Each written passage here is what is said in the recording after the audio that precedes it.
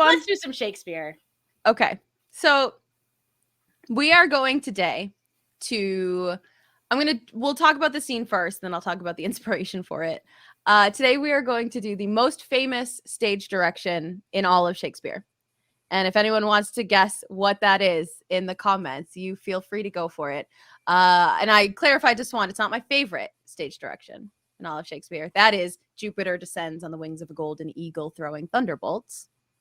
We'll do that sometime. Yeah. Because that whole scene is really cool. But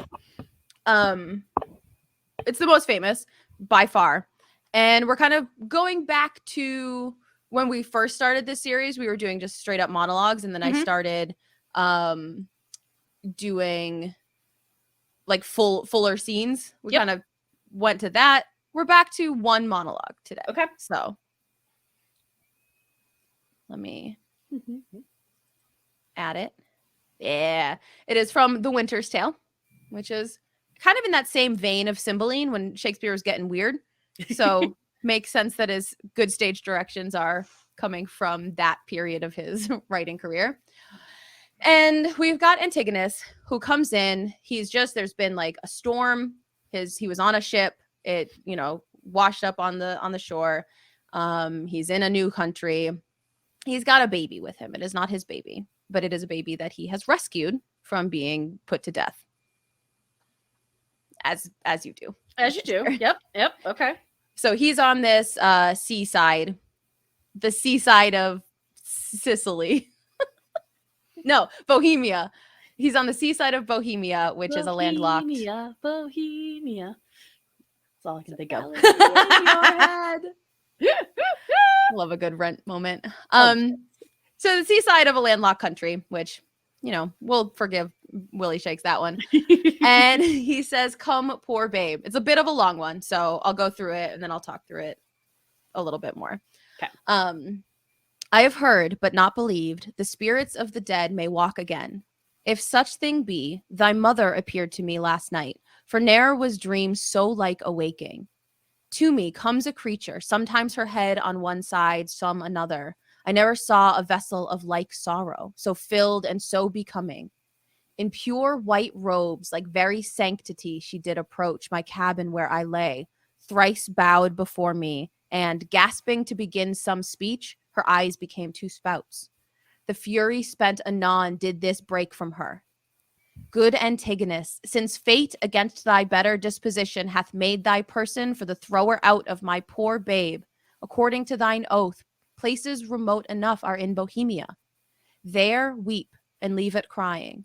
And for the babe is counted lost forever, Perdita, I prithee call it.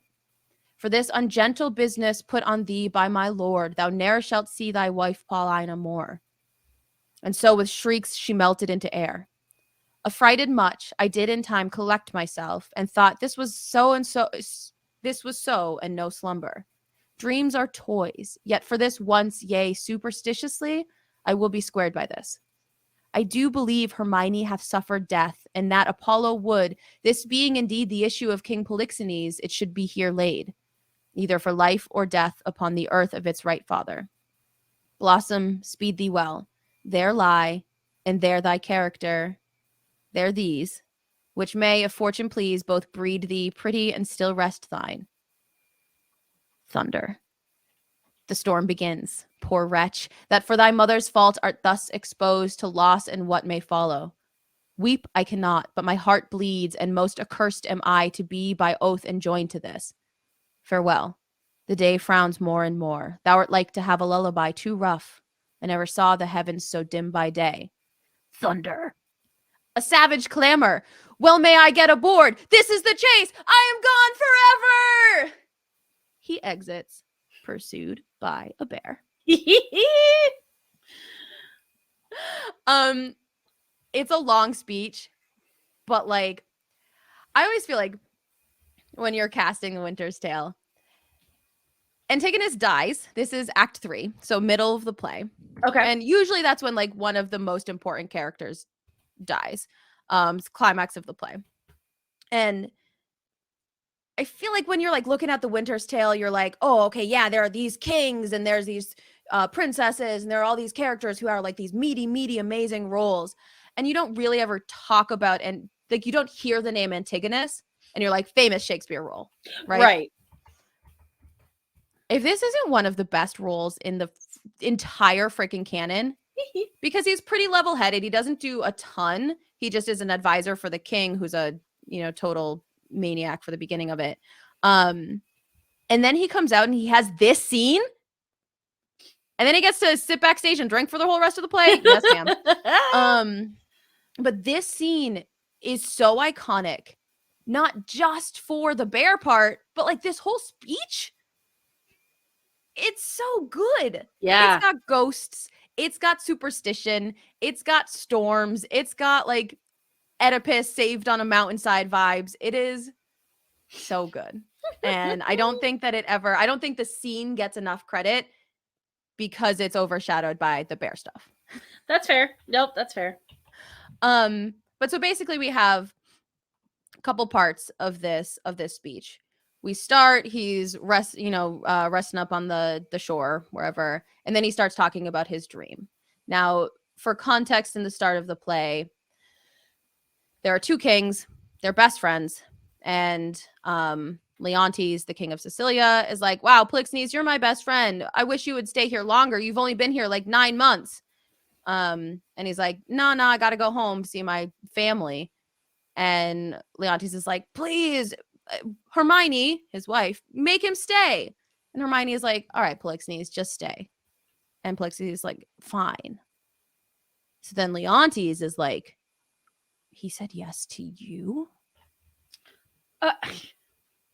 Why? And he starts getting in his head and he's like, he's been here for 9 months and my wife's about to give birth.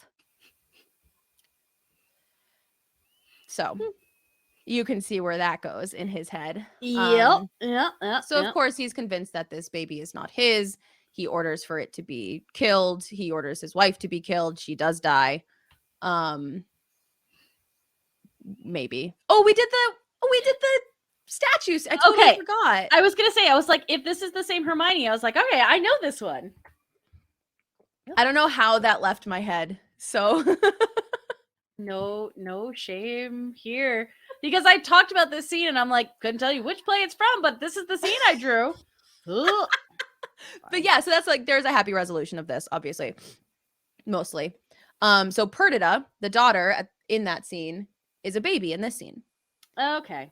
And so Antigonus escapes with the baby, has this dream where Hermione comes to him and says, take this baby to Bohemia, call her Perdita. I'm a ghost. And then Antigonus does that, puts the baby on the ground with like parentage papers, essentially like proof that she's a princess, lots of money. So of course, because they have to know who she is at the end of the play, and then gets eaten by a bear. So I'm going to read 2 sections of this speech again, because it's a pretty long bit, but there are a couple parts that I really, really love. Okay. And it's this middle bit and then the very, very end. So he's talking about his dream, and he says, in pure white robes, like very sanctity, she did approach my cabin where I lay, thrice bowed before me, and gasping to begin some speech, her eyes became 2 spouts. Their fury spent, anon did this break from her. And then, Hermione has her whole speech. But like, it's such a cool ghost visual, and we've got a lot of ghosts in Shakespeare. We've got a lot of famous ghosts in Shakespeare, but we don't spend a lot of time on these kinds of ghosts, where her eyes became 2 spouts. Like, you just look at this sobbing ghost, or you think about this sobbing ghost all in white robes, flowing white robes with all of this sadness and anger and fury.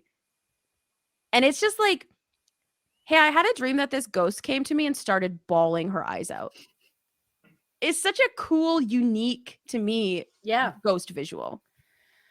So there's, that whole bit. Then he has this line: dreams are toys, yet for this once, yea, superstitiously, I will be squared by this. I don't believe in dreams, but like I'm a little superstitious, so we're gonna go ahead, name you Perdita, put you in Bohemia, and call it a day.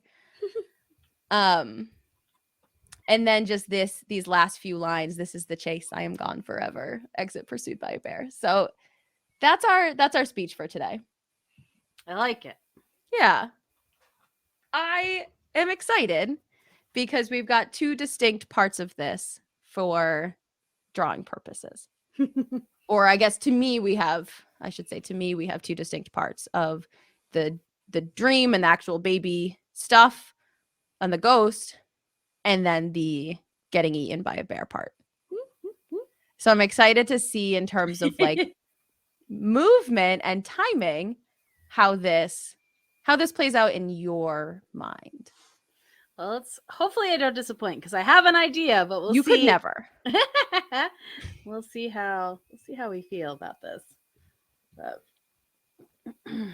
So as you do your magic, as you start your magic, I'm going to give you a minute to draw, and while you do that, I'm going to explain why this scene and why today. Okay. So, Mike and I are Austen FC fans. We've got our season tickets. We love our team. We are so happy to have a team that has like nice community and great fans and just a great player personality base. On Friday, so there was an away match in Houston yesterday that we got up at the butt crack of dawn, got on a bus at 7 a.m. to travel to Houston, watch the match, and then travel home. So that's why I've got a little sun on my nose today. But so the whole bus trip, and of course the players also have to get on a bus on Friday, go to Houston to get ready to play. This stuffed animal bear, this teddy bear, it starts popping up on Instagram on Friday from all of the players' accounts. So we've got a set of 4 players who are seemingly pretty good friends off the pitch, and they start posting pictures of this teddy bear. And now all of a sudden, this teddy bear has an Instagram handle. So Teak Martins is on Instagram. He's a teddy bear in his little green robes and they put little sponsorship. They with Sharpie wrote Ford and Adidas on his robes. Gosh.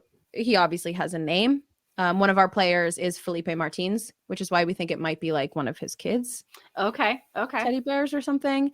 But they just started posting pictures of them with this bear.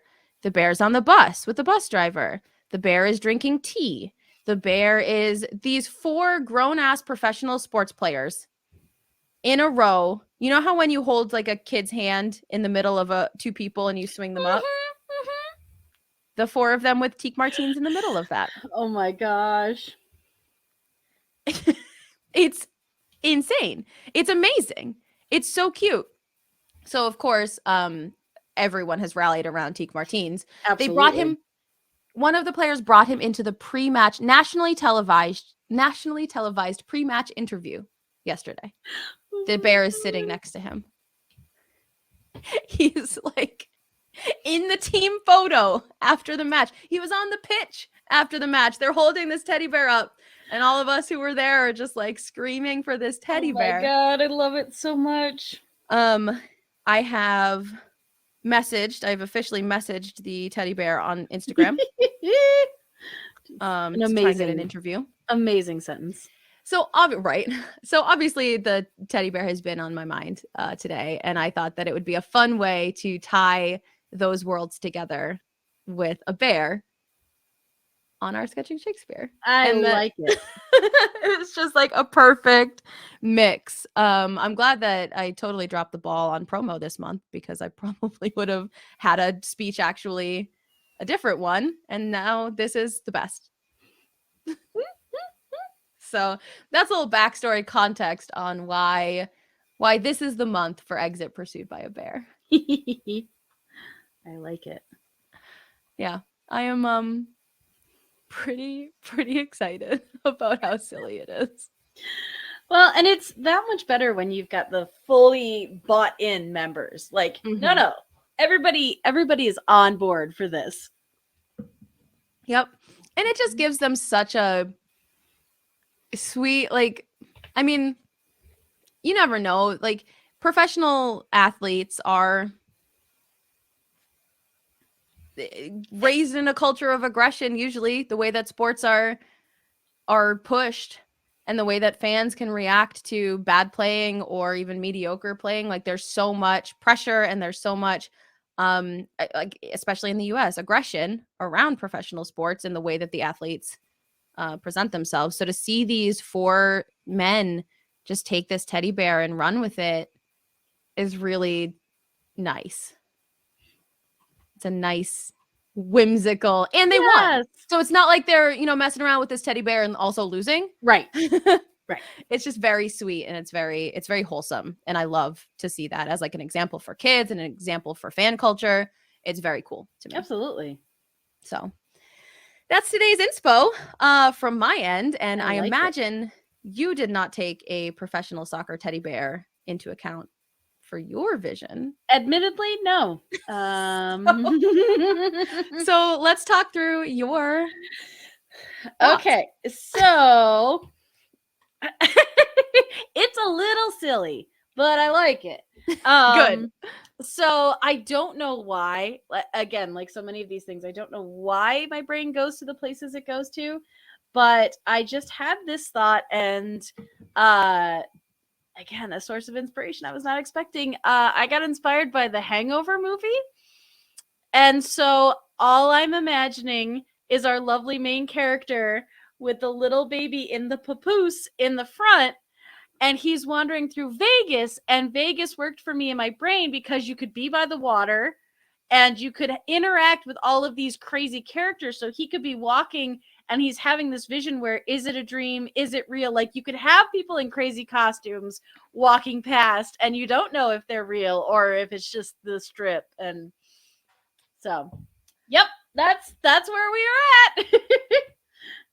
So Emily Swan. What? This is amazing. So I get the little papoose. In a million years, and even looking at what you've drawn, in a million years, if you were like, oh yeah, I'm taking the Winter's Tale in a different direction, never would my guess have been to Vegas. But it works. Like, it definitely works. Because okay, you don't even know this, likely, but, and I don't mean that to sound like... No, it's spot on. But like, in the first 3 acts of The Winter's Tale, everything is dark and very stark. Everything is in Sicilia, usually quite black and white, like very harsh and cruel. Everyone's dying and being punished for something they didn't do. Everyone's angry, everyone's crying, everyone's bad. Then the second half of the show, when we fast forward 16 later, in Bohemia, everything is bright colors and it's a sheep shearing festival and it's shepherds and it's music and it's dancing and it's fun and it's clowns. Like, that's literally it's the Vegas of a Shakespeare scene change. Yay. So I'm always excited when they just work. When my crazy idea is like, it could not work better. Like, it could, like, I'm gonna do a Vegas Winter's Tale now, because and also it definitely solves that landlocked but at the water. Yep. It's like my brain is broken from going too fast thinking through this right now. I'm gonna take a water break. Yep. I also I liked the moments of, once in a while, especially during these big speeches, having all of the descriptive language that they're using, sometimes having it be an actual thing. So in the line that you read again, where it talks about it being a toy, I wanted to have the guy literally holding a baby toy to the baby while he's saying it, because it makes a point of connection between the two of them. And visually it's one, even though it is metaphorical. Like, I liked that as a specific beat. Yep. I also like that. That's amazing. And the idea of this like almost buried treasure being left with this baby, and that the idea I'm having trouble, Swan. I can't have coherent thoughts about this because it's so cool. The imagery of that box of gold, like it's a literal box of, gold and shit that he leaves with her, that having that appear in the middle of Vegas. And I'm so excited. I don't want to rush to the fair, but I'm like so excited to see the metaphorical representation of that. Because I get, like, in a place like Vegas, being ambushed out of a place or rushed out of a place, essentially chased by something monstrous or even a crowd or like whatever it is gonna make sense. Yeah. I am so excited about this. Okay. Savage clamor. And the idea of like thunder and sounds of hunting or just the thunder and the storm happening in the background of this scene, because it is a very violent and noisy scene. Yay! Yay! Well, that's good. That's a win. Yeah. Oh, good. That's rad as heck. How does your brain do that? Oh, I wish I knew that. I wish I knew how we got to some of these ideas sometimes, because yikes. But was it just for the literal progression of this? Was it the baby? I think so. Honestly, like as you were saying it, I was like, it's this guy and a baby, and they're just traveling through this kind of weird place. And yeah, I was like, so the immediate thought for some reason was Zach Galifianakis, right? Is that him? Yeah. And him with the little papoose, because that baby, like the baby's just chilling through so much of that. So I feel like there's all this chaos going on with the adult, and the baby's just like, yeah. So. Yep. Yep. It works so well. I'm excited to see for like the art piece of this and the way that you make things come to such life, because you don't use a lot of color in these. I'm excited to see how that brightness of Vegas comes through, and I'm curious and interested to know like how you do stuff like that with a single color palette to start. We'll see if it works. I was having a moment because I wanted to have like this beautiful like sunset or something like that, and I was like, that's gonna be tricky to show with just one color. But yeah. To be honest, when I was trying to think about what that first panel was, I thought it might be those sushi restaurants where you like they pass the conveyor belt sushi. Yes. Thought it might be that. Was really trying to connect somehow the Winter's Tale to a setting in a sushi bar, but I like that is absolutely an option. You're like, okay, that could be what she's going with. Yep. It could be anything, clearly, and anything can work. Shakespeare can be anything, and anything can be Shakespeare. This proves that. Shakespeare in a sushi bar. Oh man, I'm so excited. Yeah. I think. As also, I'll give you like as I'm going, like I'm trying to get everything down because my brain is moving. Yeah. Really fast with. Let's do this. And it's cool too because I feel like not having ever been there, but the way that storms move in the desert is so much different than like where I am and what I personally experience. So I think that's kind of cool. Yeah. The way that weather works in Vegas. Yeah, just because you have so much open, flat desert like the surrounding area. So I was lucky enough, and I think part of this is too, I was in an anthology, a comic anthology that was all about the Vegas Strip. So it was very cool, and it was fun to learn about some of that. But the story that I got to tell took place where they were driving to Vegas, and then like the finale of the pages is them happening to be in Vegas. So this was kind of a fun, we're actually already in it, but the surrounding area is all just flat desert. And then you have this insane light show of a place that kind of just comes out of nowhere. So it's a very interesting visual. Yeah, that's awesome.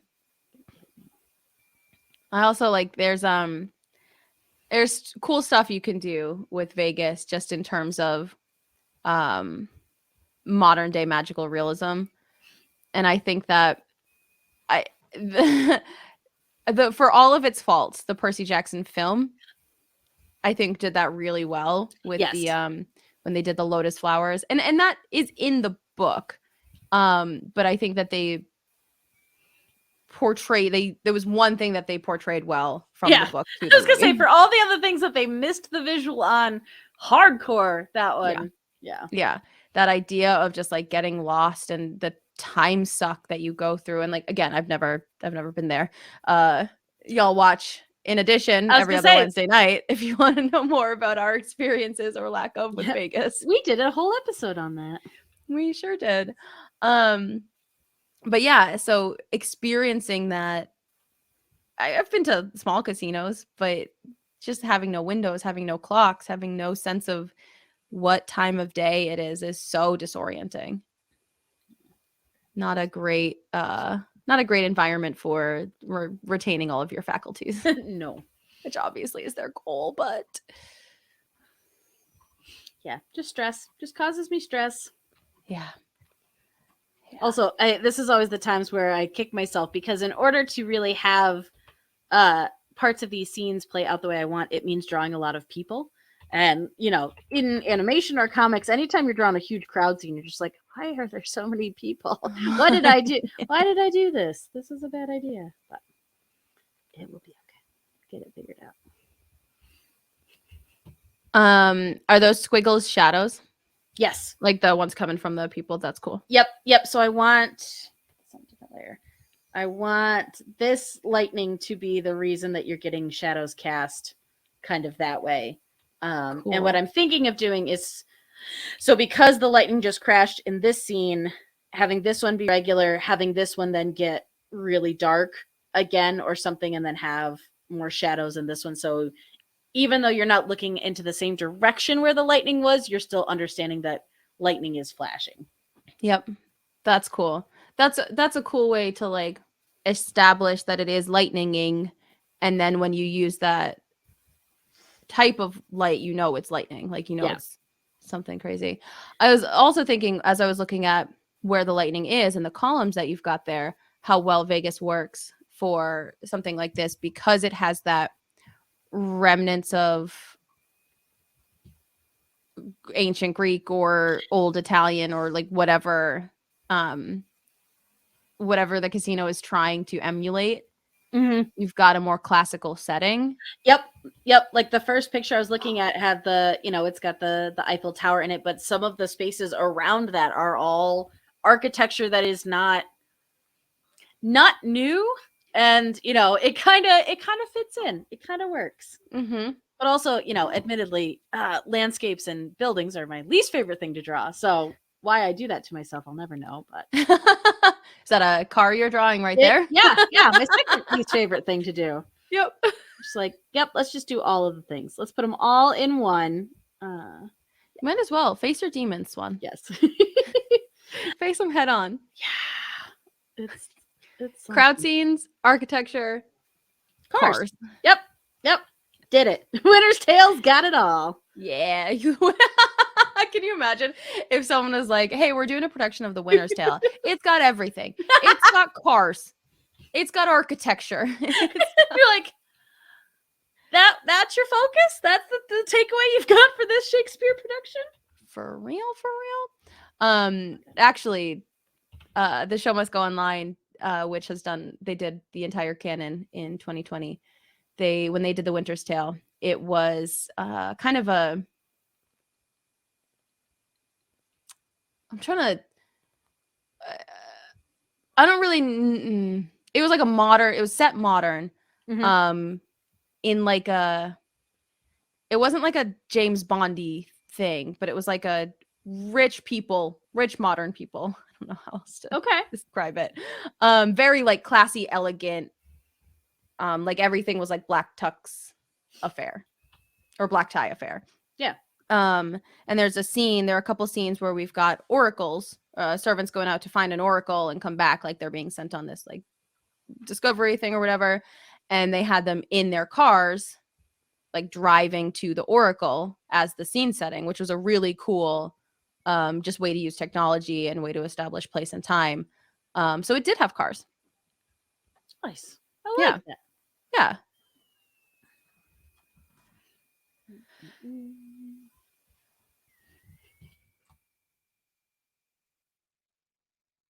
My furious scribbles. This is why if I were ever to hand off my stuff to somebody else to work on, I would have to make sure that I tightened up all of my pencils so much because they get so, like, I know what it means, but it doesn't mean anything to anybody else. How would you do that? Like, do you just mean like tighten up the actual drawings, or would you send notes? You could send notes. Sometimes you'll see artists they'll do like something like this where there'll be like, all of this is fill and just write this is all fill and something like that. But it helps if it's someone you've already worked with or at least kind of have some conversation with, who's familiar with your style, because certain people have very specific ways that they leave their pencils if they're getting inked by somebody else. And I imagine inkers have very specific ways that they like want to get their pencils. I would think so. Yeah. I'm sure that like any art, they don't always get it, but but it's interesting too, because you could hand off, and this was something very cool at one of the Comic-Cons I went to. It was for colorists specifically, but they had given 4 of the colorists all this exact same page and just said, color it how you would want to color it. And so each of these, colorists who all work for Marvel and DC all colored it differently, and each page felt different. And it really highlighted you can convey so much information and mood through just the colors that you use, and how like one, they ended up setting it at night, and it was this kind of like, I think there were fairies and gnomes and stuff. So one of them, has all these beautiful little like firefly lights coming off of it. And another one was like right in the middle of the day. So it's harsh sunshine. And it was very, very cool. And to hear that is cool. Yeah. Yeah. Cause you get no real direction. Yeah. And kind of like stuff like this, like you see where people's minds go. That's super fun. Have you ever had something that got to a final product that you just penciled that you were like, what is this? It was rough. How do you like, what happens? Is it something that like was your concept to begin with and then got to a different place? Or is it something that you were just hired to pencil and then you didn't know where it was going to end up? So it was a project I was very excited about. And I am still proud of what we were trying to do. The idea wasn't mine. I was strictly brought in to set up all the pages and get the story part down. And it's probably because I knew I was handing it off to somebody else, it's probably the tightest pencils I've ever done, because I wanted it to be crystal clear. I'll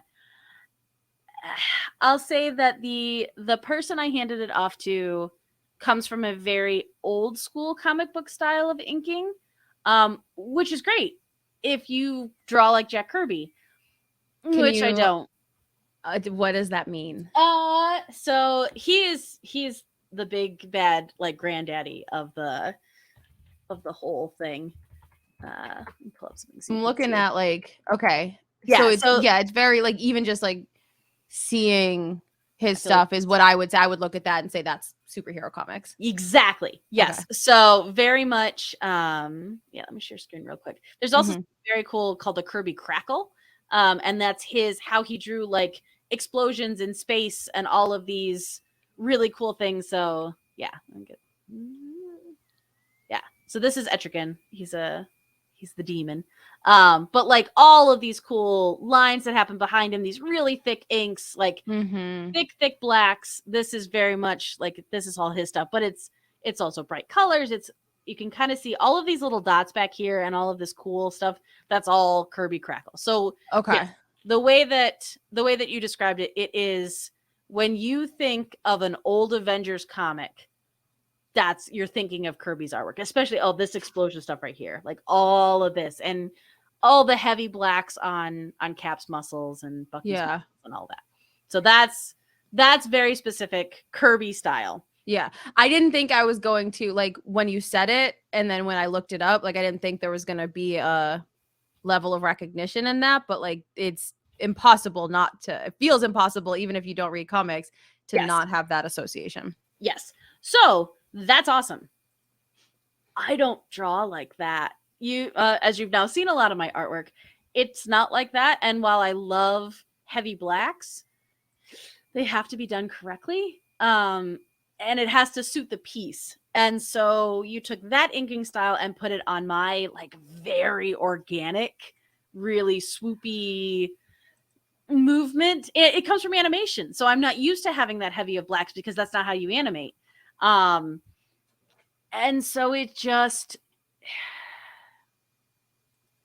it was weird, like someone had tried to take my style and make it look like that style, but because mine is so far from it, it kind of just looked weird. And I was, unfortunately, just from a technical aspect, I was told the wrong size for what the final pages would be. So there was some non-uniform resizing, which is someone who has worked as a graphic designer and done a lot of like print media.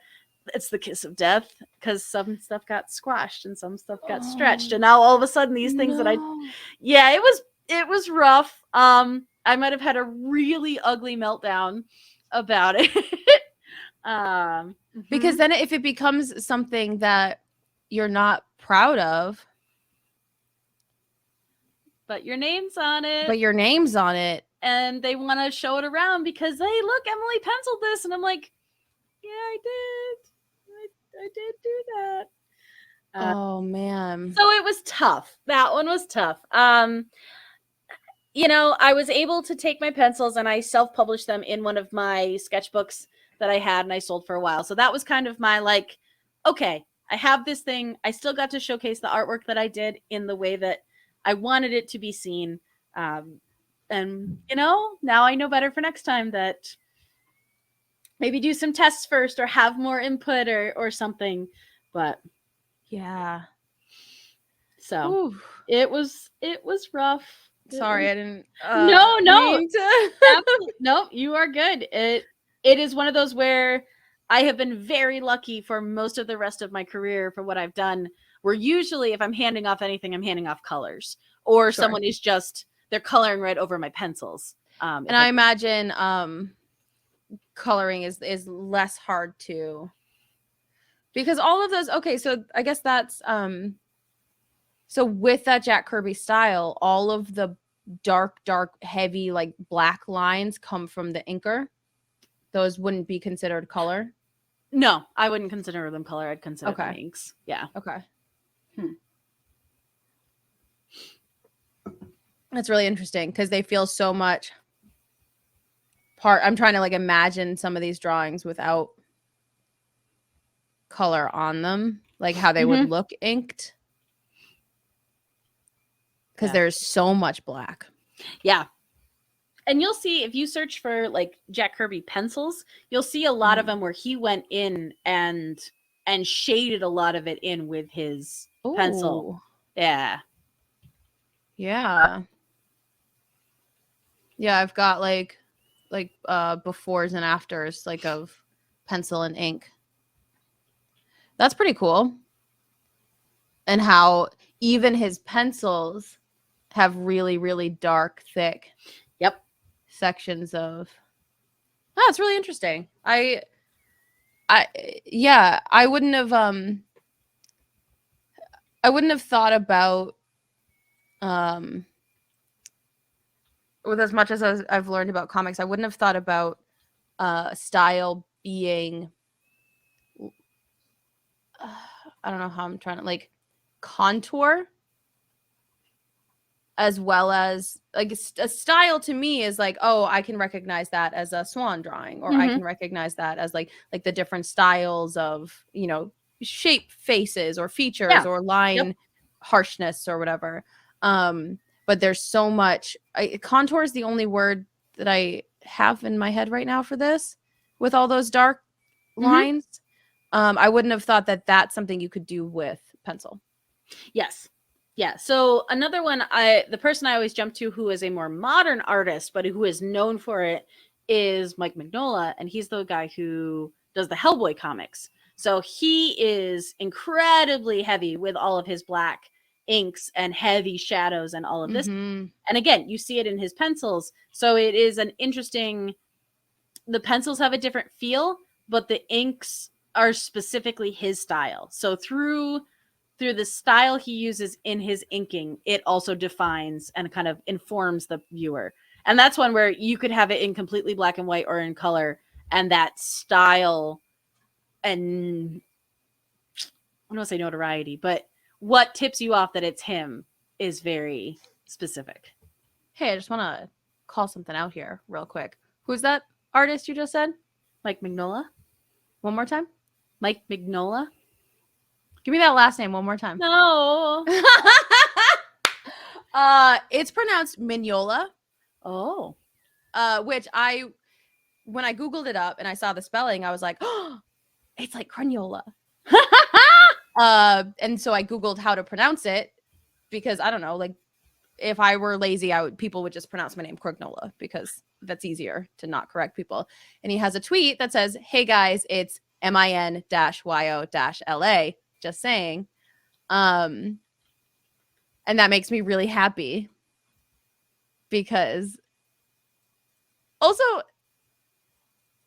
the fact that it has 84 likes feels like such a, I know that like subsets of niche artists of niche things, and like obviously this was 2015, so I don't know what his career has looked like. He's got 176,000 followers, so to find a tweet of his that has like 87 likes is so crazy. I think it's funny too that it's all the way back in 2015. I wonder if he's just like at a certain point he's like, I give up. I don't have it in me anymore. Probably. It's honestly, but I feel like the more famous I got, the more adamant I would be that people pronounce it. I would be so mean. No. Also, he is so, I mean, his comics, Hellboy got made into multiple movies. Like he is a more known name than I would say many comic artists. So that's wild. That was a total tangent. I apologize. No, yes, good. His style is very similar to what we were looking at for. But I just saw it and I was like, I never see anyone famous with that combination of letters. I love it. Forging Winton says I could just pronounce my last name Kruggles. I could do if that were my last name, but it's not. Mayor Squish says I saw a kid actor correct an interviewer on the pronunciation of his name once, and I was like, yeah, you tell them. Yes. Yeah. Well, there's another artist that I really like, and he has not an American name, and so it is an interesting tongue position. It is an interesting way to do it, but the way that it is written versus the way that it is said, like I have to consciously think about it because it is not what my brain wants to do right away. But it was nice to hear him in an interview say it aloud. Like, okay, I can at least parrot that back, even though it still means that I have to think about it before I say anything.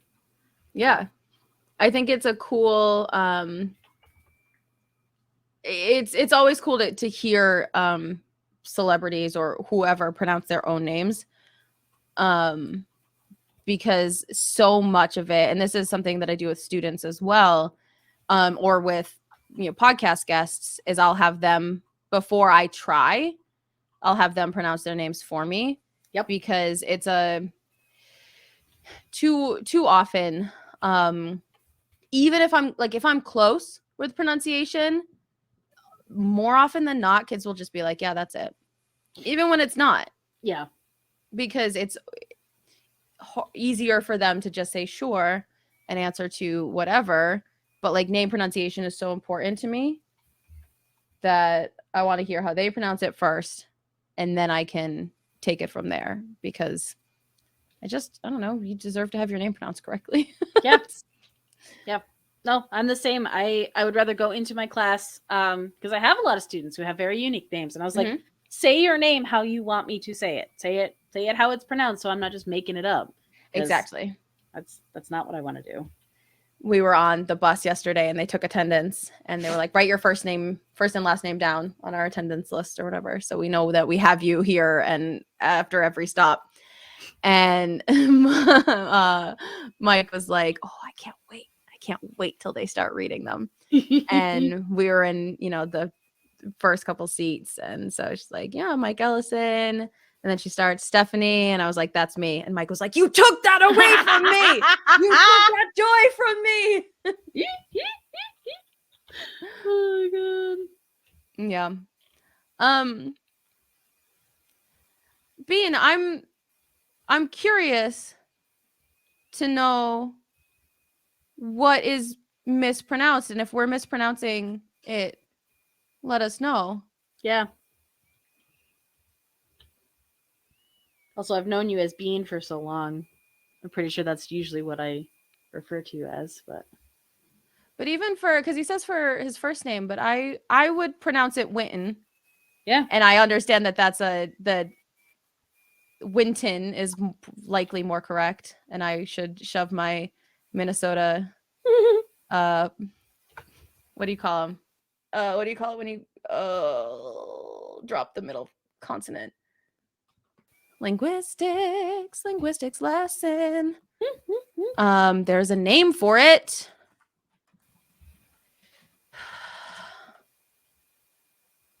Glottalization. Glottal stops. Thank you. Peter Skeletons says sleepy mouth, I believe, is the official term.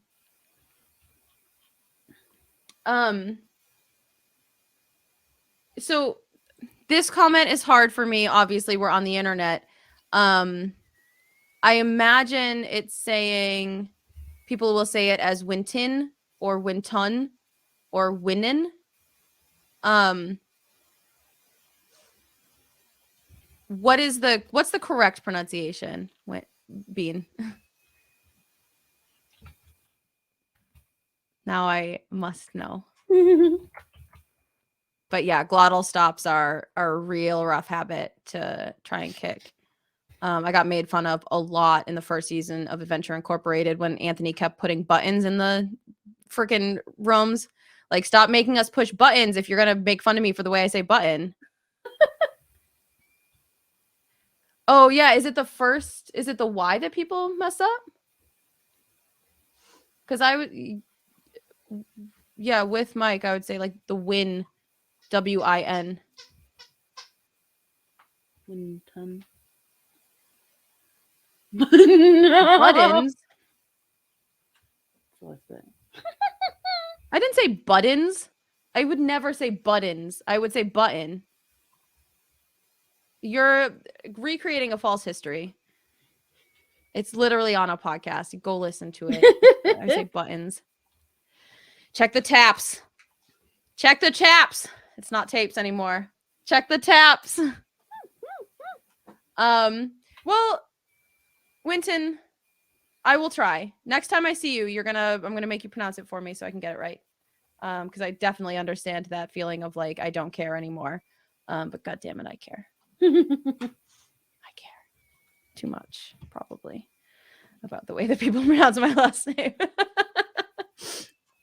No, it's your name. You're allowed to be particular with it. Yeah. Yes. And Magnola is a tough one. It's a tough old bird. All right, so what do we got going on? I see rivers of tears. Yes. So we've got a poor sad lady who has come up to us on the street, who's having a lot of feels. She looks like she's having a lot of feels. Also, she looks cool.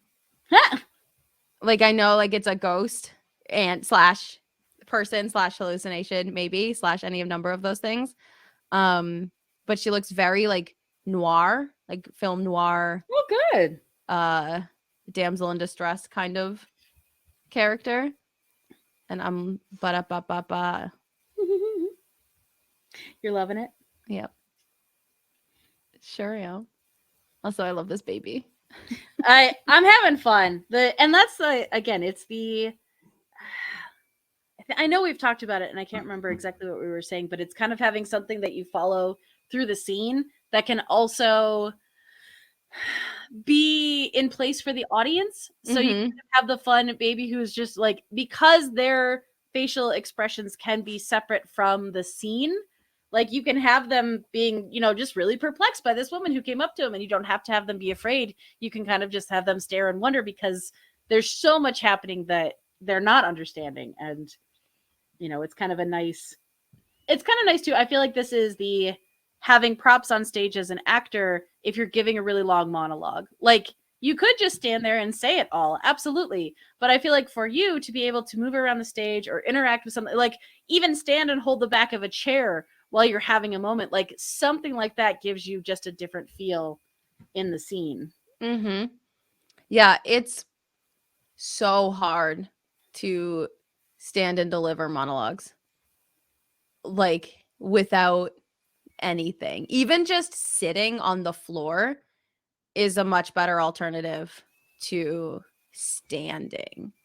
I don't know what it is about just like standing there and trying to, especially the more dramatic pieces, because there's a level of physicality that you can bring to comedy that is pretty straightforward, pretty simple. Like all the pieces for Puck were so in movement all the time because Puck is in constant movement. But if you're trying to be Oberon or Titania and you're trying to deliver a serious monologue or a serious speech, like, this is just because I'm not a physical actor, I guess, but like, woo, it's hard. Hard to know like what to do with your body. I guess that's the whole point of rehearsals, right? Yeah. That's the whole freaking point of the whole thing. To know But what again, to do with your body. I feel like they're the people who they look so comfortable on stage even when there's nothing to do. And I've never been that person. I'm like, no, give me a task. Like, they're like, oh, just, you're in this crowd scene in the back of the dance, just improvise. And I'm like, do you want me to dance? Do you want me to stand? What is it that you want me to do? That just gave me like this image of like when you said just improvise, like every improv scene starts like every like course improv scene, or like when you're in training or whatever, everyone comes out and starts chopping something. Like that's like they're like, oh, I'm gonna do physicality work or whatever, prop work, and everyone just starts cutting onions or whatever. And so I just imagine you in the back of this Shakespeare scene just like chopping. Yeah, I think excuse me, Swan, what is your character doing at this moment? He is handing the baby one of the teething rings with little keys on it. But yes, my character is always chopping something. My personal character is constantly chopping something. I need to do something. I don't even know what to do with my hands. I just have to. Swan, if you were on stage, I would make your character a drawer, an artist. That word was not in my head just then. And if you were in crowd ensemble, like if that's something that you needed something to do, there's always someone sketching some shit somewhere. Yeah. In any kind of modern interpretation, or even I'm sure you can make it work in period piece as well. But like, I would absolutely give you a pen and paper and tell you to put that energy into like a courtroom sketch artist or whatever. which would delight me to no end. And it would give you like the ability to react to things naturally, because I Yeah. imagine that's kind of your natural state, is like doodling something while you're engaged in interacting in something else. Yes. Oh, future skeleton. Knowing what to do with my body is the easy part. Okay. Okay, braggy. Okay, braggy. All right. I need to take a quick break. Okay. But I will be right back. And also, I love this baby so much. Oh my God. She's so fun. It's so fun. So fun. All right. I'll be back in a moment.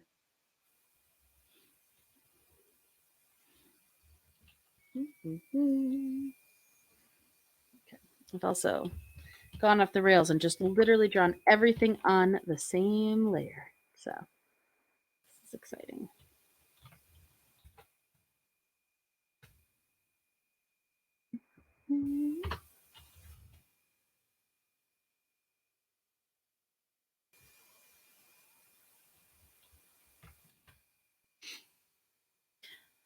Hand crank coffee, washing dishes, or making sandwich for someone else. Okay, I like the sandwich making. That's fun.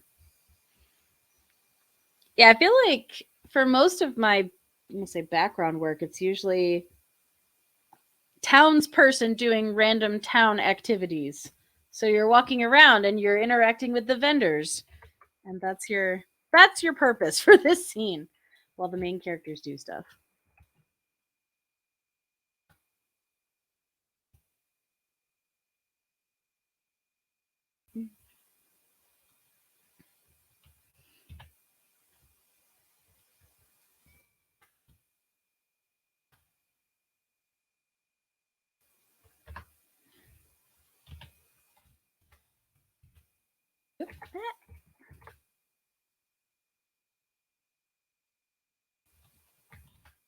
Okay, so future X skeleton, what's the hardest thing for you when you're on stage and having to improv? Is it just the like standing still, or what is the challenging one for you?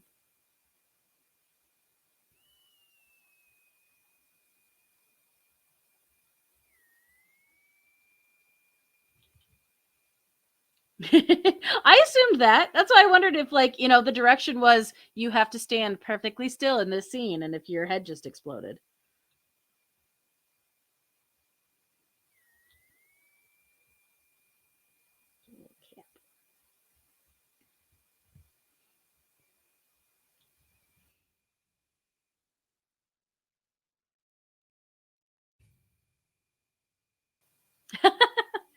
Oh, Bean, I wish I was good at juggling. I know how, but I have not practiced, so I'm not good.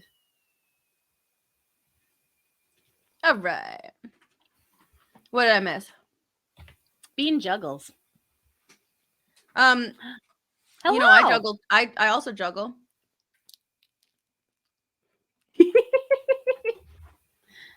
I'm waiting for Mike to chime in here aggressively about how I do not juggle.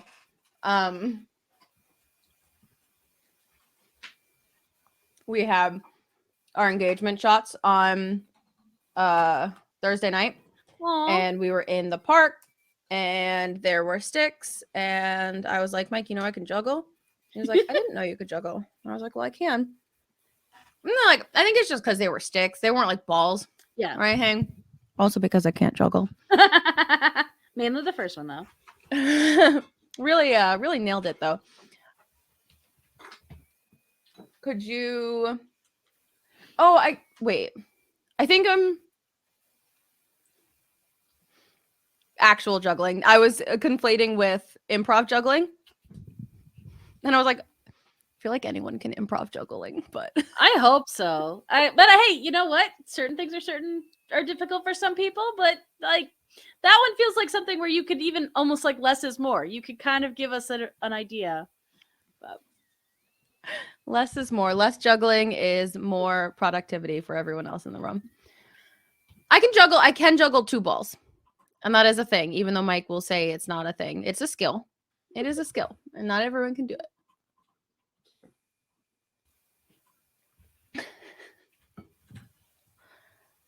It's not just throwing and catching, Because you got to do you got to pass it. It's like throwing and catching and pass it. It's like a coordinated movement that you have to, it's the foundations of juggling.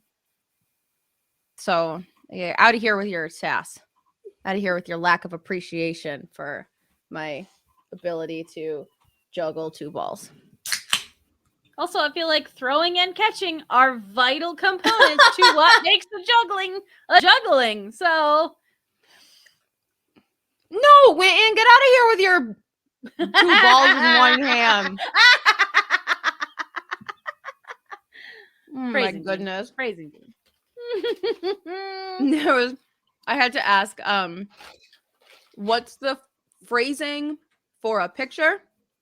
Because there was a picture of one of our players yesterday and he had like his water bottle squeezing at like a certain angle at a certain placement. And I was like, I don't know how to just like post this and say phrasing, but for an image, is that in the art world? Is that something that has a like an actual name? I would probably go with timing when it comes to photography, because if you're or posing. Posing's good, yeah, timing. Because okay, so if you get the chance to, you're gonna have some person take a sip of their water, you have the chance to snap a picture of them before they drink it, after they've taken a sip, and are like, so a lot of that, it's timing on that one. Let's see if we can. It was just so good. And like we have a whole Slack channel devoted to how handsome the boys are. So went in that channel real fast.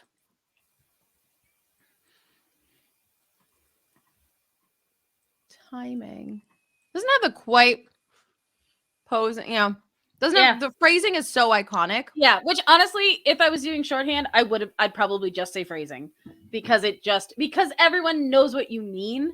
Right. So is that something that when you draw, you've gotten into, not like trouble, but like you've drawn something that you were really excited about, then you looked at it and you were like, what? Yep. So it was a TikToker, and it was someone who does a ton of logo designs, and he simplified it for me in the most beautiful way. And the thing, because so much of like high-end logo design is these stripped down, super design heavy, simplistic things, but it is, because there's not a lot that you're working with, you kind of have to be careful. And so his thing was always, so flip it, mirror it, rotate it, do all of these things, because what you don't want is dicks or Nazis.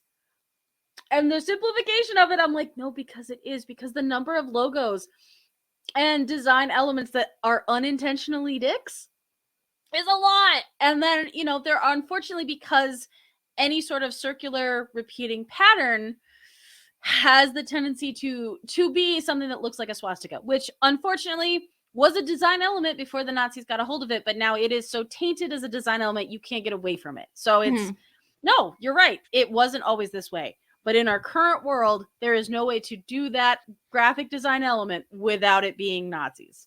Honestly, and that's something that I think people need to like take into consideration a lot more with Shakespeare as well. Things like Shakespeare, that there are words that, no, this is not the connotation that they had, or this is not the meaning that they had in 16th century England, but that's the connotation it has now. So freaking change it. You're allowed. Shakespeare's dead. Yeah. Like, if someone notices that you replaced one offensive sounding word with a non-offensive sounding word, they've got more issues than you need to deal with. But like, why would you put yourself through the headache of alerting people's ears to something? And then there's always the well actually crowd that they're like, well, actually, the definition of this word, I mean, maybe you know that, but the 100 people in your audience sure don't. It's since we were talking about old school comic books, in Batman comics, frequently they talk about, the Joker is pulling a boner. Is there a different meaning behind that? Yeah, it was wacky hijinks. You can't do it now because it really. Yep, pulling a boner. Just gonna go pull a boner. Yep. But I'm like, sure. Again, if you want to reprint these comics exactly as they were, sure you can. It's not going to land the same. That's actually really interesting because are those things in public domain? I mean, Batman just had his 75th. So no. So I don't think so. And Superman's a little bit older. Or Superman at 100. Now I can't remember. Well, so yeah, when you reprint, are they under copyright? I'm sorry. I was not laughing at you. He has he's got headphones in so he can hear context of pulling a boner. But yeah, I never thought about reprints. And do they change them? So I feel like with any of those, also because comics from that time were printed in so few supply, they are very valuable if they're in good condition. So there have been like reprints of the first issue of Superman where he's holding the car. They have reprinted that one because there are only, and I don't know the actual number, we'll say there's only 100 of them that actually exist in the world now, and they're in museums. So if you ever wanted to actually read that comic, there wasn't a way to do it. So I know that they have redone some of them, but I don't believe it's full lines, it's full stories. Like, it's not 20 years worth of comics that they've done. They might be collected into in like a big compendium, but I'll also admit they're not my favorite types of comics, so I've never sought them out. So I don't know if they keep the language or not. Yeah. I would assume, but yeah, I think that's really, I had never considered that, but yes. And you've got, I imagine, imagery and words, if we're talking 100 years ago, imagery and words that have different I'm sorry, I just saw the bear. I just love him. Someone dressed up as like Winnie the Pooh. Like, do they have in, this is maybe a question for chat, but like in New York City, sorry, I just totally derailed that conversation, but we're fine. Like in Times Square where they have like the costumed characters, do they have that in Vegas on the Strip? Like, do they have, would they have like a Winnie the Pooh hanging out on the Strip that could chase Antigonus out of here? I also just imagine, because I'm assuming that there are some very strange like clubs and things in Vegas. Yeah. So like this person, like I wanted them to be coming out of just one of the random, casinos or doors or something in this, and just like alarming, and all of a sudden they're like, oh no, it's on. I love how like tall and looming that bear is. Oh my gosh, this is so fun. Very silly, and I like it. Also, I like that it gives Antigonus like a little, like maybe Antigonus lives. Like, happy ending for Antigonus. So what else, like, I mean, obviously he's got kind of an important role in this. What else is his purpose in the play, I guess, or what else happens to him? And yeah, so he's married to Paulina, who is the one who reveals the statue. Okay. And basically in the beginning, he's like a courtier or something of Leontes, and Leontes is like, I'm gonna kill this baby, and Antigonus is like, no, you're not. Like, let me dump the baby on a beach somewhere and let the wild animals take it, but like, you're not going to kill this baby. Like, come on, bro, you big dumb piece of butt. Yeah. And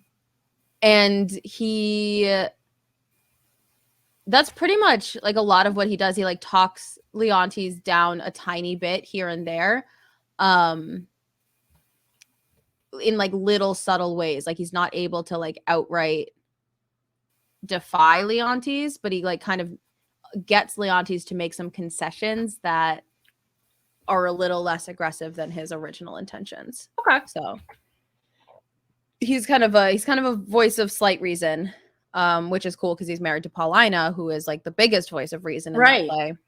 So like they're like a total power couple of good people, which you don't find much in Shakespeare. No, and I feel like those are ones too that really sometimes end up getting bad things happening to them because they're trying to speak reason and everybody around them has gone bonkers. Yep. Everyone around them has gone bonkers is every Shakespeare play ever. I just, yeah. And he's the one that at the end when Leontes is like, oh, let's find you, Paulina, you can marry Camillo, this other guy. Sorry about your husband, I guess. This is the husband that she's lost. So Gotcha. Yeah. Well, I enjoy. We were talking about this, I think, before we went live. I got to be a part of some elementary Shakespeare, some youth shakes, and it was great in Hamlet because Hamlet is also like, I imagine that's got to be tough to put on for children. Can't imagine elementary Hamlet. Yeah, So but wild. there's one of the parts I was reading was Horatio, and one of my lines was along. I know I got all the fun parts. I'm like, I don't know if these people don't show up. Can I just read these? Please? Can I be a third grader? please. I don't even have to really be on my knees. I'm pretty much there. That most of them are as tall as me. But he has these lines where he's just like, yeah, this is a tragedy. Like, don't forget. And bad things usually happen to the main character, Ham, and the play is named after you. So be careful. And I like that fourth wall break of just like, yeah, no, this isn't like, you should be careful because it's not going to end well for you. Yeah, Horatio is a good, solid dude. I did a little bit of a shift in pace on my Patreon this month because normally I take one character and I do 2 months on that one character and I do 6 different monologues that you could use for an audition for that character. But because I wanted to do something a little different and the Barons Men down here is doing Hamlet in the fall. So I will be auditioning for Hamlet in the months coming up. I was like, I'm just going to do like a full play. Like if you want to, instead of saying like, I want I want to audition for Cymbeline for the role of Imogen or whatever. Mm-hmm. Like if you just like want to audition for Hamlet and you want to be part of something, how do you build your audition? How do you prep for your audition? Yeah. So I kind of separated out all the characters and I'm going through and there's a lot of like internal versus external or comedic versus dramatic, old versus young, all of those different like areas of distinguishing like what you want in terms of a track.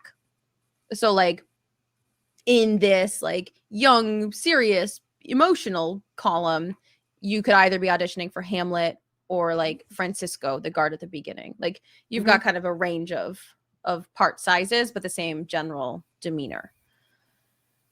All that to say, I've been reading a lot of Horatio lines and thinking a lot about characters like that, like Antigonus, who don't, this scene is pretty dramatic, but they don't have a lot of like dramatic emotional lines. And as an actor, how do you like thinking about how you do that without being boring? Yeah. And I think that that's the challenge of a character like Horatio is that, yeah, it's fun and cool to get to say, hey, bro, I know this play is about you, so you're probably going to die. But like, you don't get to say it that like cleverly or funny or emotionally. It's just as very straightforward and level-headed. So what do you do to show that like, hey, I can be a clear level head, but I'm not boring. Right. And that was like a massively long tangent that I got myself on. No, I liked it. But it's such a special skill. And I don't have an answer for it. But I think it's interesting to think about like how you show just being a good person in an interesting and engaging way. Because you don't want to be like, I'm a good person, because then the audience is going to hate you. Yep.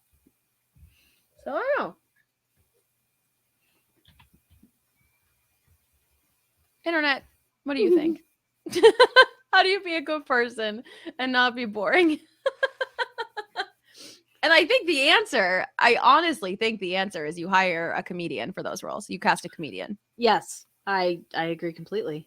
You cast an improviser or a comedian, someone who...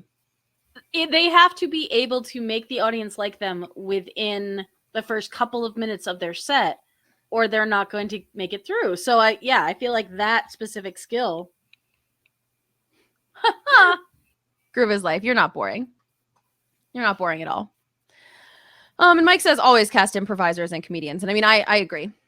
I agree that improvisers make the best Shakespearean actors for the most part. If you have an improviser who can memorize lines, they make the best. They make the best Shakespearean actors because Shakespeare is so rigid in its text that you need someone who can, like, I'll always say that Mike's a better Shakespearean actor than I'll ever be. Most of my friends, lover number one, who watches in addition, is a better Shakespearean actor than I will ever be because they're comedians and they're improvisers and they're able to take those words that have been there for 450 years and make them say something new and interesting.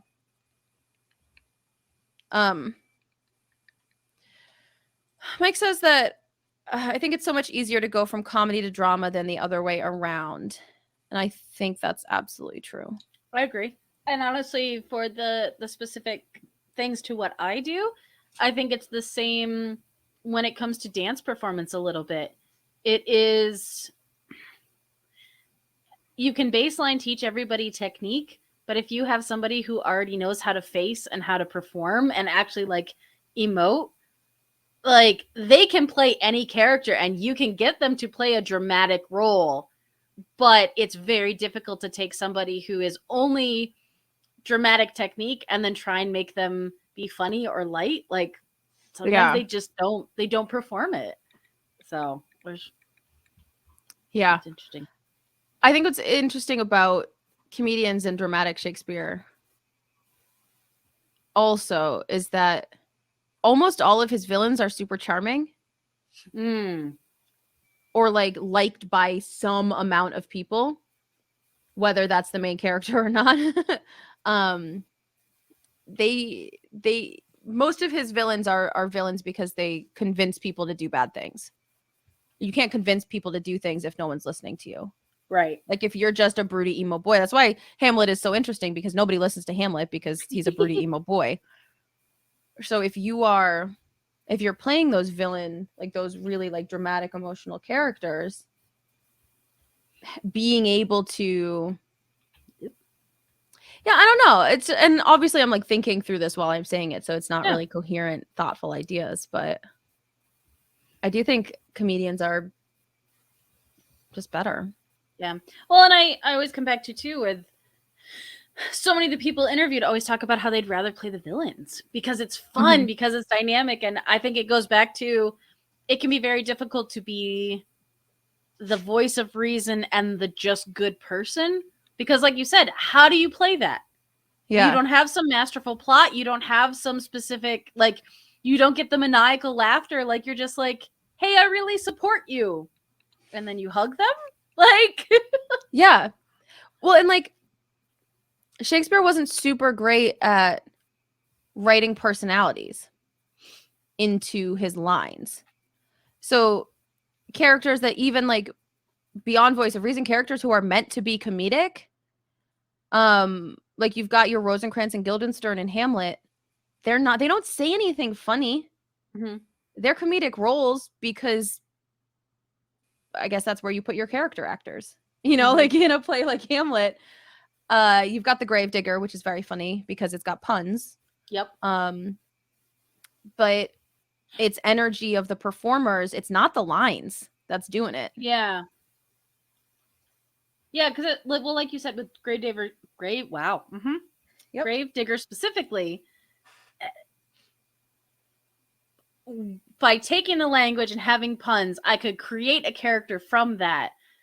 But the language didn't specifically give me idea of what that character was like. It was just okay, I can imagine someone in my brain saying this, so I'll base a visual character off of that, not necessarily because they described them, which I think early on was why I struggled so much with Shakespeare, because I'm like, just describe them to me.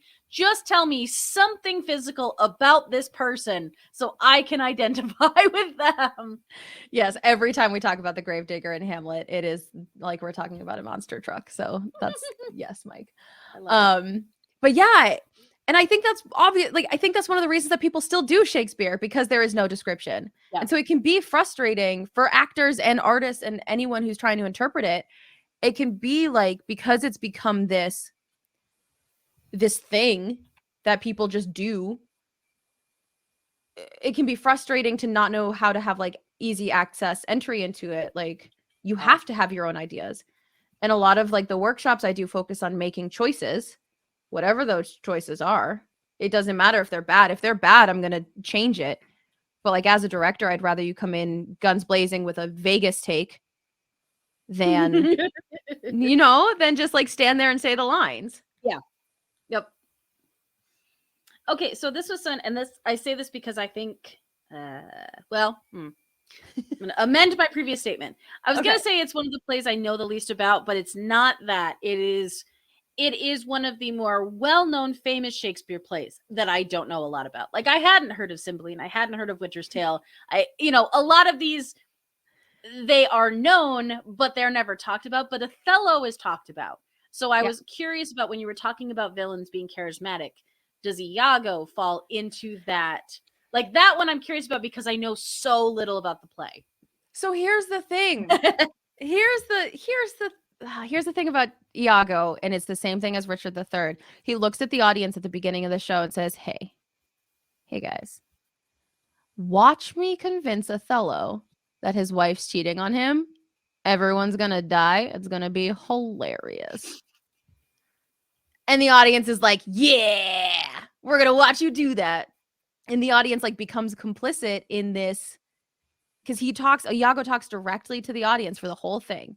Okay. And gives his plans, and nobody stops him. Like, we understand that this is not a transactional experience. Like, we are not giving and taking from this play, but still, you're sitting there listening to this man talk about how he's going to manipulate these characters. There is an inherent charm in even letting an actor do that to you.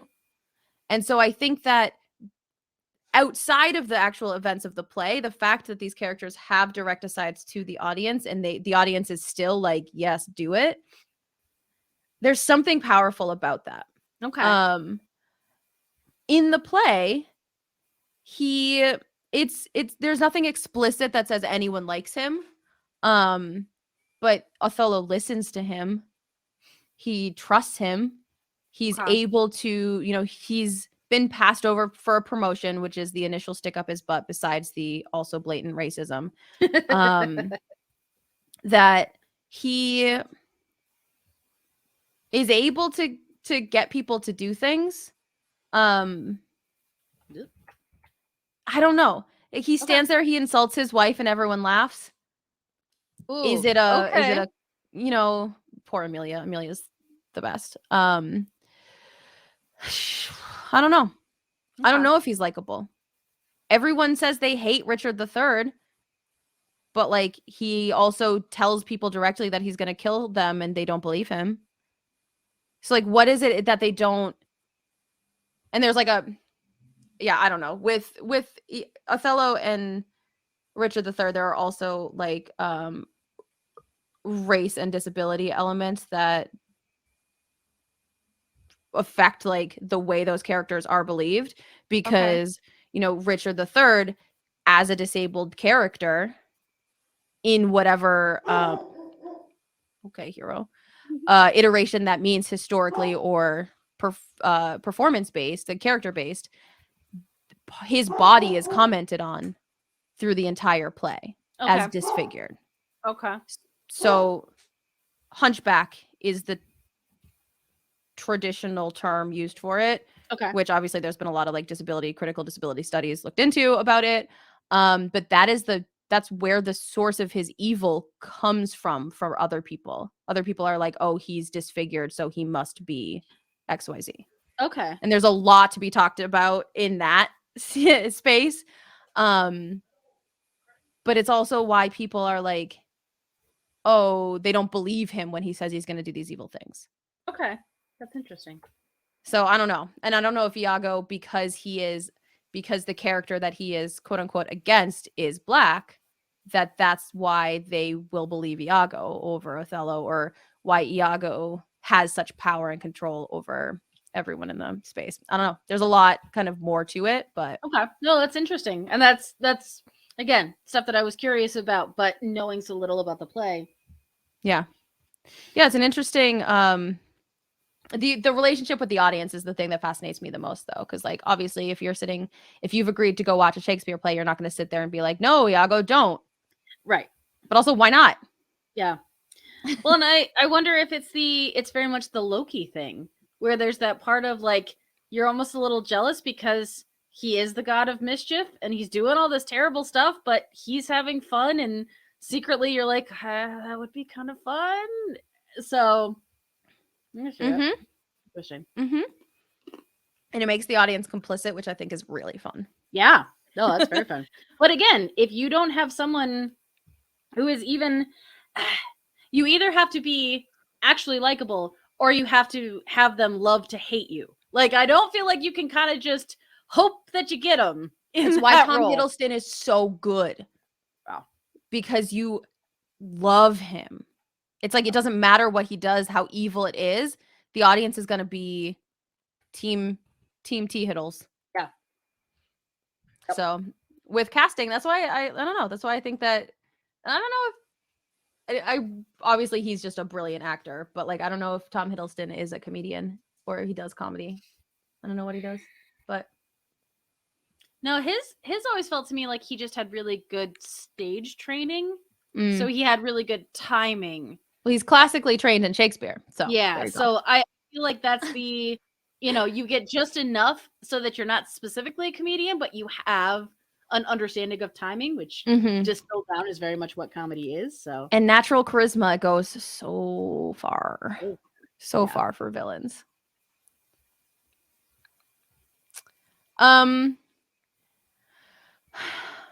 Yeah, I don't know. I don't know if he would be a terrible comedy lead. It's hard to say. I think if you put him in like a Coen Brothers, is it Coen? Yeah. Like that type of scenario, I don't think he'd fit. I feel like it'd just be weird. Not that he couldn't do it, but I don't know. And I don't know if that's just because now of what I've seen so much of him in other stuff. Like I've seen you be Loki, I've seen you be dramatic and like period-esque and all of this stuff. So I would have trouble with you like participating in a movie like The Hangover. Like it'd be weird if you just pop up there and be like, okay. It's like when Russell Brand was in Death on the Nile and was like this just serious character. And I was like, what am I watching? Yeah. But I loved it. And he made a rather boring character interesting to watch because he's a comedian. Yeah. We've come full circle. We've proven our point. Russell Brand, you've done it. Pursued by bear. Look at that bear. I know it. Like I kept going back. It's honestly, it's getting closer to the Nittany Lion from Penn State, but I kind of like just how like bad mascot it is. No, I love how bad mascot it is. I love that. I kept going back. I was like, nope, I'm gonna put the eyes closer together. I'm gonna make it like really just pause, and so it's kind of fair. But yeah.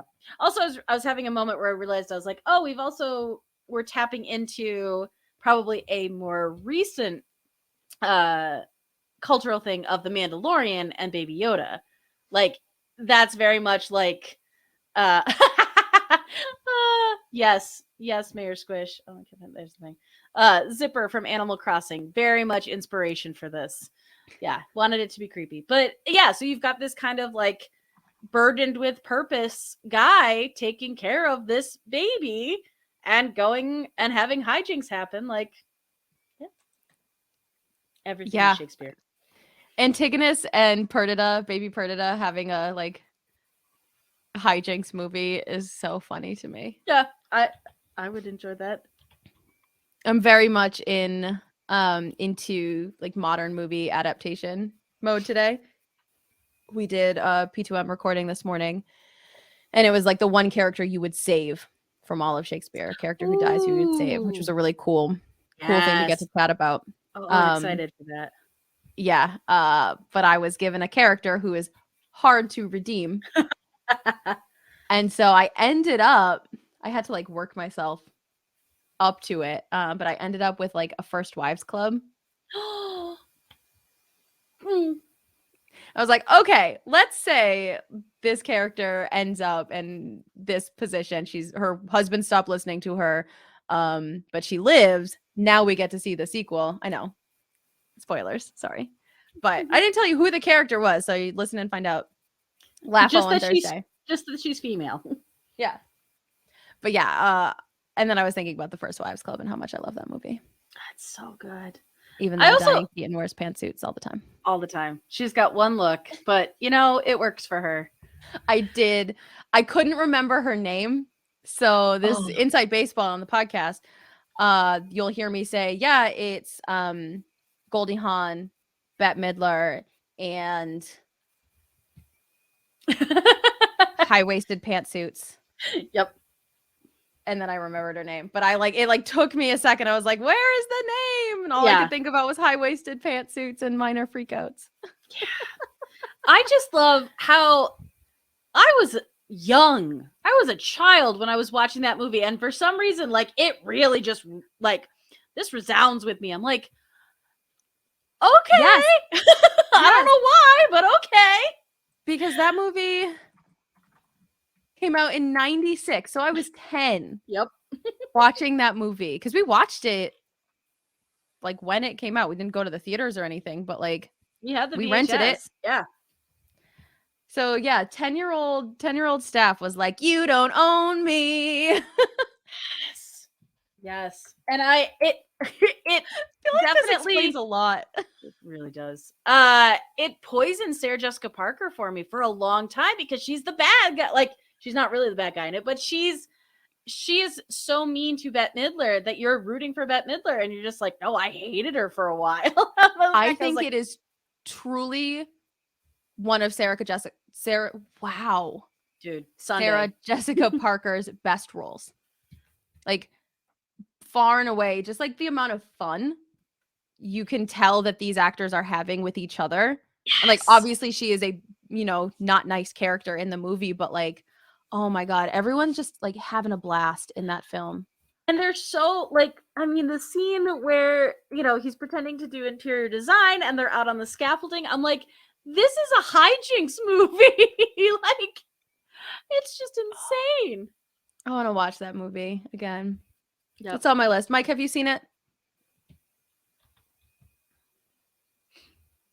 He was gonna try and type into chat, but he just said no. Yeah, it'll be a fun one to watch. I wonder how it holds up. There are parts of it I remember holding up pretty well. I think it's going to be very similar to Birdcage, where it is of the 90s. It was progressive for the 90s, and the 90s were still 30 years ago. Exactly. Yes, which hurts me when you say words like that, even though they're factually true. So what I didn't remember, and I don't know if it's just because I was a kid, rude future skeleton, rude. But the beginning is incredibly serious, and I don't remember it at all. And looking back, now having this, I'm gonna say again, spoilers for a 40-year-old movie, one of their college friends commits suicide. This is a big thing that you were talking about, and how it affects these people and makes them evaluate their lives. Yeah, that's a lot. And yeah, as a kid, I'm like, nah, I don't remember I just remember it starts slow, but then it gets really funny. Oh no, that movie affected me in a dramatic and potentially traumatic way. But yeah, it's funny. And God, men. Yeah. Don't get mad. Get everything. Oh, what a good tagline. Everything about that movie is perfect. I can't wait to rewatch it. It is on my list after Pride and Prejudice, though. Yay! So I finally read Pride and Prejudice, and I am happy that I did. Yes. So I feel like we need a bonus episode of Sketching Shakespeare where we just do Sketching Austen and get to pick a scene. And I like that. My original plan for this Sketching Shakespeare was I was going to do, there's a letters scene from Love's Labor's Lost, and we'll do that probably another time because it's very fun and funny. But it was inspired by Pride and Prejudice. So yes. And so it's one of those where I didn't love it as a book, but I really enjoyed it as a movie for what it is.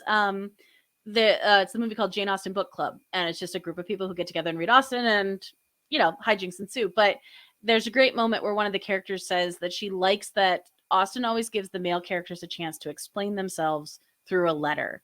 And it happens a few times, and especially in Persuasion. Oh, yeah. Oh, it's so good. It's so good. Anytime I'm in a bookstore, I find Persuasion and I read that letter because I don't own a copy of the book, but I love that letter. I love it. I love it so much. It's just, Yep. powerful. I'm half agony, half hope. Like, yeah. Yep. Yeah. So good.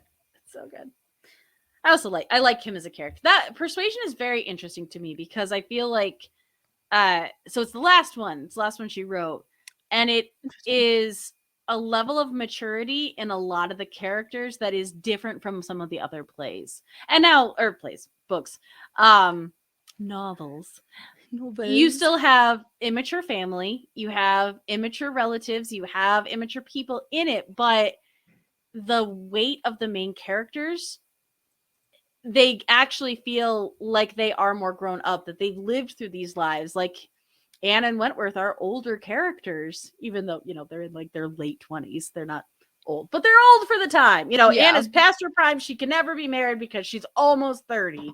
But yeah, it just so good. Yep.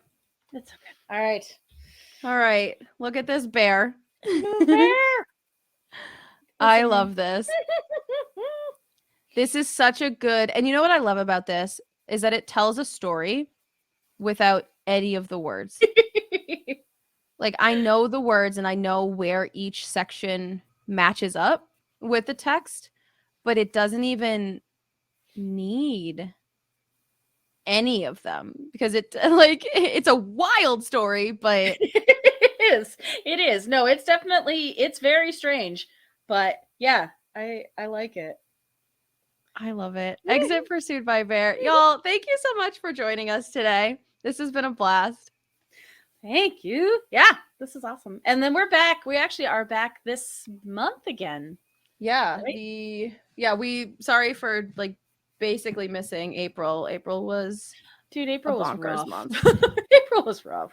Yeah. There's a lot that happened. What is this month? This month is May. Yeah. So the 22nd. 22nd. Perfect. Yeah. Put a name on my calendar. Yeah, this is awesome. This is so much fun. I like it. Yeah, I'm glad. Shout out to Teak Martins for answering me on Instagram. Little teddy bear.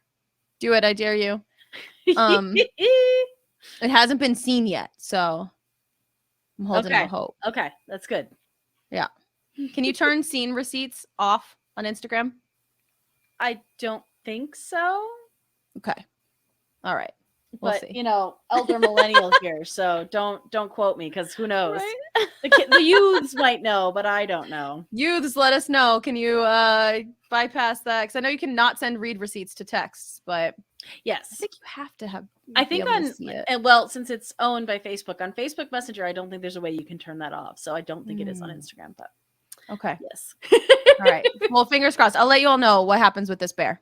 Yes, and tune in Thursday to hear which character Steph wants to keep alive. And tune in Wednesday for In Addition. Yay! Actually, if you like Jane Austen, you're going to like my topic on Wednesday, In Addition. Yes. I'm so excited. All right. Bye, y'all. Bye.